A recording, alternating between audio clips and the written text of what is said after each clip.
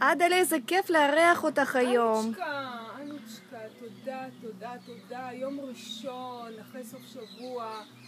לא יודעת, קמתי כולי מבולבלת ולא מסודרת בראש. איזה מזל שיש לי אותך. איזה כיף.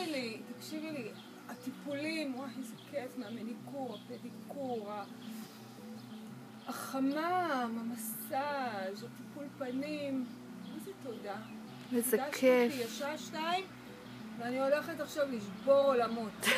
תקשיבי לי, שתי המסיבות רווקות שהיו פה, נורא רציתי להעלות את הסרטון אצלנו באתר וביוטיוב, אבל הן נורא רוצות לשמור את זה לעצמן. את המחמאות אתם כבר קיבלתם, את המכתבי תודה. איזה יופי שיש מקום בכפר.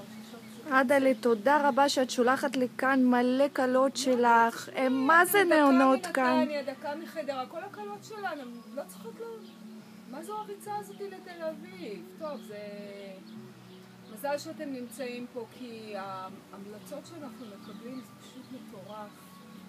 ואיזה כיף שהקלות שלנו והאימהות יכולות לבוא ולהתארגן פה ולהתלבש פה ולהצטלם, כאילו איזה לוקיישן מדהים, והן כל כך קרובות גם לעולם.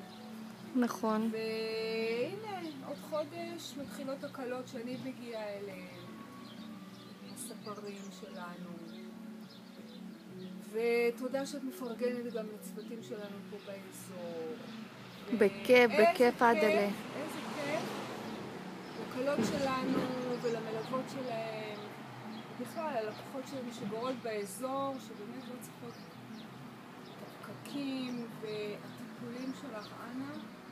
אנוצ'קה, איזה טיפולים ואיזה מחירים, ואני כל כך גאה בך, ותודה, תודה, תודה. בזכות הידיים שלך. כן. הגעתי למה שהגעתי, המון בזכותך, את יודעת את זה.